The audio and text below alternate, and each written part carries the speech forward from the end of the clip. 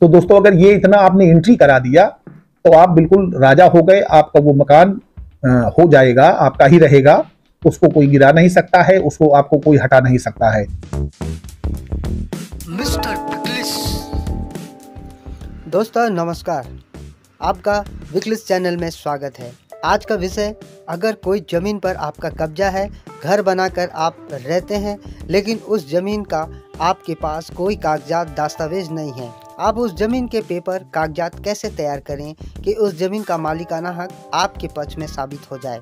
इस वीडियो को अंत तक देखने पर स्पष्ट हो जाएगा कि आप कैसे और क्या करेंगे जो भूमि का मालिकाना हक के पात्र बन जाएंगे। इस वीडियो को शुरू करने से पहले आपको बता दूं कि अगर आप हमारे चैनल में पहली बार आए हैं तो चैनल को सब्सक्राइब कर दीजिए।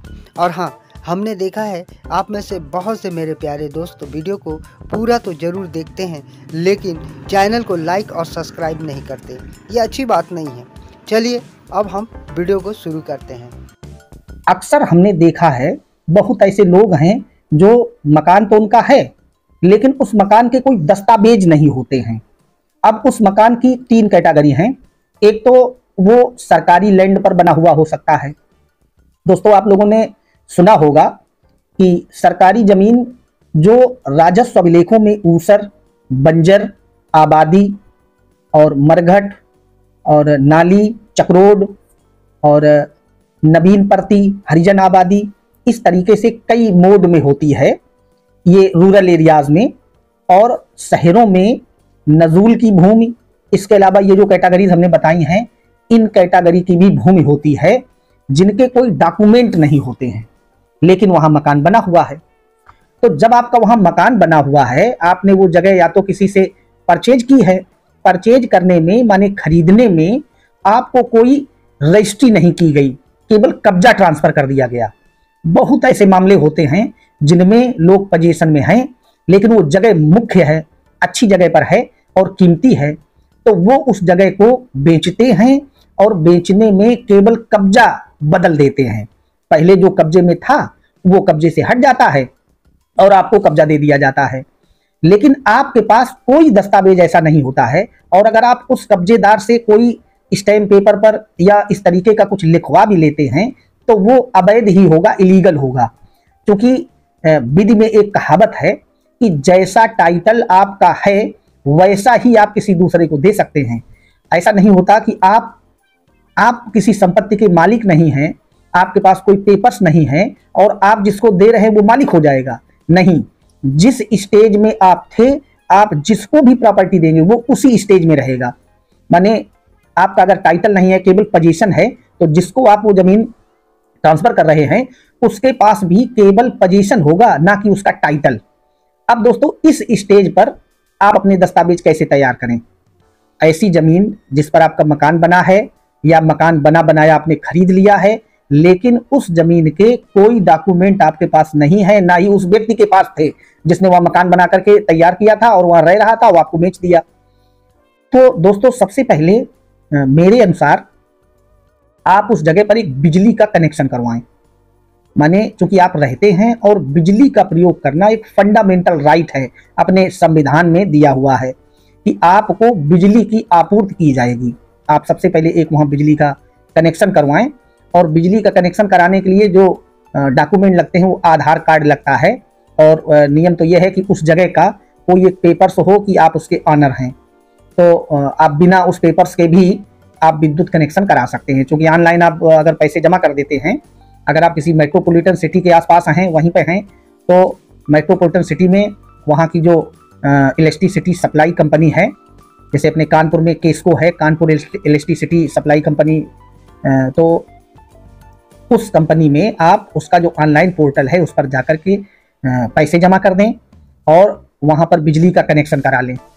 दूसरा, आप वहाँ पानी का कनेक्शन करा लें, उनके डॉक्यूमेंट आपके नाम से बनेंगे।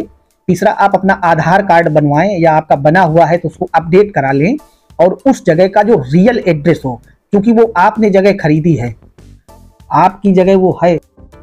तो दोस्तों आप ऐसी जगह को 2 तरीके से अपने कंसीडर में लें। तीसरा, अगर आप उसमें कोई कंस्ट्रक्शन करा रहे हैं, कुछ भी निर्माण कर रहे हैं, तो उस निर्माण में आने वाला खर्च आपकी जैसी वित्तीय स्थिति है, जैसी आपकी क्षमता है, आप ईंटा खरीदते हैं, सीमेंट खरीदते हैं, मोरम खरीदते हैं। क्योंकि दोस्तों मैं सिविल का प्रैक्टिशनर एडवोकेट हूँ, क्रिमिनल मामले भी देखता हूँ, तो सिविल के 22 दफे कोई मुकदमा आ जाता है उस लैंड पर, तो आपसे ये पूछा जाएगा कि आपकी प्रॉपर्टी कैसे है, ये मकान आपने कब बनवाया था। तो जब आपने मकान बनवाया है, आपके पास कोई पेपर्स नहीं है, तो आप कैसे साबित करेंगे कि ये मकान ये हमने बनवाया, हमारा है, पता नहीं चलेगा। तो दोस्तों जब भी आप ऐसे मकान में कोई कंस्ट्रक्शन करवाएं, कोई निर्माण करवाएं, तो सीमेंट, मोरम, ईंटा, सरिया, उसमें जो भी लोहे का आप सामान लगवाते हैं, टाइल्स लगवाते हैं, पत्थर लगवाते हैं, इनके पक्के जिन पर जीएसटी लगा हुआ बिल हो, उन बिलों को अपने पास सुरक्षित रख लें, एक फाइल बना लें कि इसमें ये पूरा विवरण है।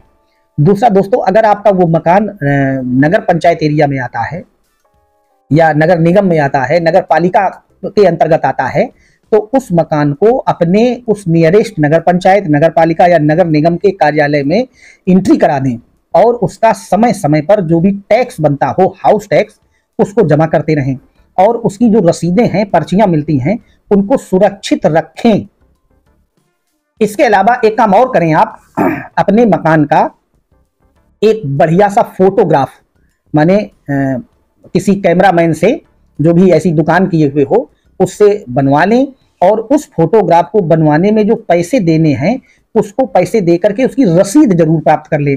माने वो फोटोग्राफ और उस फोटोग्राफ को खिंचवाने में जो पैसे दिए हैं आपने, उसकी रिसीप्ट, रसीद, ये दो चीजें अपने पास रख लें। दोस्तों इतना कर लेने से आप ये साबित कर पाएंगे कि ये मकान हमारा है, भले ही वो जगह आपकी नहीं है।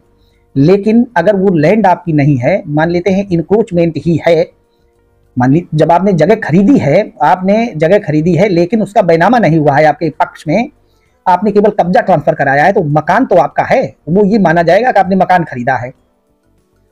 इसके अलावा जब इतनी कंडीशन हो जाए आपकी, तो आप सबसे पहले ये देखें, अगर रूरल एरिया में आप रहते हैं, माने ग्रामीण क्षेत्र में, और आप ग्रामीण क्षेत्र की दो कैटेगरी हैं दोस्तों, मैं ये इसलिए बता रहा हूं ताकि ये समस्याएं 99% लोगों की हैं। मेरे पास अपने मुकदमे लेकर के जो लोग आते हैं, उनमें ज्यादातर यही होता है कि साहब मकान तो हमारा बना है, उसमें मैं रह रहा हूं और ये एक विवाद हो गया है, कोई नया मुकदमा आ गया है, या वो कह रहे हैं कि इसको खाली करिए नहीं तो हम गिरा देंगे, लेखपाल आता है या और भी अधिकारी आते हैं।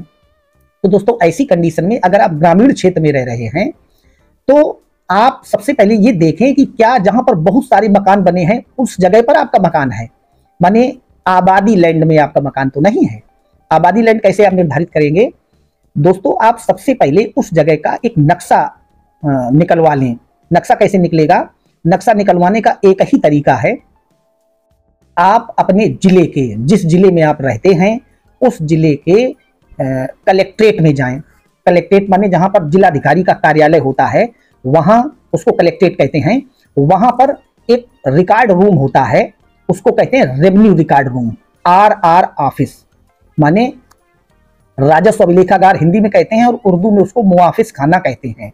वहां जाकर के आप उस गांव का, जिस गांव में आप रह रहे हैं, जहां आपका वो मकान है, उस गांव का नक्शा निकलवा लें, उसकी एक सर्टिफाइड कॉपी ले लें, उसमें लिखें, आराजी नंबर आपको पता चल जाएगा, क्योंकि जो पूरी आबादी होती है, पूरे गांव की, जिस गांव में आपका मकान है, बड़ा गांव होगा, उस गांव के आबादी का नंबर आप इंटरनेट से ही पता कर सकते हैं। अपने मोबाइल में आप भूलेख ऐप डाउनलोड कर लें और भूलेख ऐप डाउनलोड करने के बाद आप देख लें, उसमें लिखेंगे आबादी, तो आबादी में जितनी भी लैंड होगी उनके सबके नंबर आ जाएंगे। उसमें जो सबसे बड़ा नंबर हो, क्योंकि आप बड़े नंबर में अगर आपका मकान है, तो आप ये डिफाइन कर ले कि इस नंबर में हमारा मकान है, और उस नंबर का आप एक वहां नकल सवाल भर के दें। उस नकल सवाल में शीर्षक रहेगा सेवा में इंचार्ज राजस्व अभिलेखागार, और नीचे उसमें लिखिएगा, अपना नाम डाल दीजिएगा, पता डाल दीजिएगा जिसमें नेम ऑफ एप्लीकेंट होता है, और इसके बाद आप उसमें मांगिए कि नकल नक्शा, आराजी नंबर उसको बोलेंगे, उसका जो नंबर हो वो नंबर डाल दीजिएगा, वह आसपास के 100 नंबरान, मौजा फला फला और जिला ये, और विकास वो भी लिख दीजिएगा, तहसील कौन आपकी पड़ती है। तो ये डाल करके जब आप उसका नक्शा ले लेंगे, तो नक्शे में ये डिफाइन हो जाएगा कि आपका जो मकान है वो उस आबादी लैंड में है। और अगर आबादी लैंड में आपका मकान है तो दूसरी विधि लागू होगी। इस पर जो नियम है वो ये है कि जो लोग उस समय जब जमींदारी विनाश हुआ है 1951 1950, उस समय से जो लोग रह रहे हैं, तो यूपीजेडए की धारा 9 में ये कहा गया है कि जो लोग जमींदारी उन्मूलन के पूर्व से किसी आबादी लैंड पर काबिज हैं, तो उनका बंदोबस्त राज्य सरकार ने उन्हीं लोगों के साथ कर दिया है। उसमें उनका मकान, उनका सहन, उनका चबूतरा, उनका माने जितना एरिया उनके पोजीशन में था वो उन्हीं का है। उसके पेपर की कोई आवश्यकता नहीं है, ना ही कोई और डॉक्यूमेंट की आवश्यकता है। तो दोस्तों ये हो गया। अब दूसरा आता है, अगर आप आबादी लैंड से इतर कहीं रह रहे हैं, तो जो मैंने अभी पहले बताया उनमें से केवल नगर निगम में आपका दर्ज नहीं हो पाएगा, बाकी सब जगह दर्ज हो सकता है। उस जगह नगर निगम में दर्ज कराने की बजाय आप लेखपाल से संपर्क करें, और लेखपाल एक डॉक्यूमेंट बनाता है जिसको कहते हैं खसरा। वो हर 6 महीने में बनता है। खसरे का मतलब होता है कि वो जो एग्रीकल्चरल लैंड उस गांव से रिलेटेड है, उससे संबंधित है, उस गांव में कितने लोग कौन सी फसल उगा रहे हैं उस खेत पर। तो जिस जगह आपका मकान बना है, चाहे वो गवर्नमेंट की लैंड हो या किसी पब्लिक किसी पर्सन की हो, किसी व्यक्ति की हो, उस जगह पर अगर आपका मकान बना है तो आप लेखपाल से मिलकर के उसको बताइए कि इस जगह हमारा मकान बना है, इस नंबर में खसरे में ये लिखिए कि इतना ये मकान यहाँ निर्मित है, ये किसका मकान है ये भी लिख दीजिए। तो दोस्तों अगर ये इतना आपने एंट्री करा दिया तो आप बिल्कुल राजा हो गए। आपका वो मकान हो जाएगा, आपका ही रहेगा, उसको कोई गिरा नहीं सकता है, उसको आपको कोई हटा नहीं सकता है। अगर कोई हटाता है तो आप तत्काल स्थायी निषेधाज्ञा का वाद सिविल कोर्ट में दाखिल करिए और उस पर स्टे करा लीजिए। और जो लोग आपको हटाना चाहते हैं उनके विरुद्ध करा लीजिए, चाहे वो राज्य सरकार हो, ग्राम सभा हो, या कोई पब्लिक पर्सन हो, या कोई भी अदर व्यक्ति हो, उस गांव का रहने वाला हो। तो आप इस तरीके से पेपर्स तैयार करके अपना इतना अच्छा सिस्टम बना सकते हैं कि आपको वहां से कोई नहीं हटा सकता। दोस्तों मुझे लगा कि ये रूरल एरियाज में और शहरों के लोगों को जानकारी देना आवश्यक है, इसलिए मैंने ये जानकारी आप लोगों से शेयर करी। अगर आपको ये जानकारी अच्छी लगी, हमारा वीडियो अच्छा लगा, तो हमारे वीडियो को लाइक करिए और हमारे चैनल को सब्सक्राइब करिए, ताकि मैं जो भी वीडियो बनाऊं वो आप लोगों के पास सबसे पहले उसका नोटिफिकेशन पहुंचे। नमस्कार।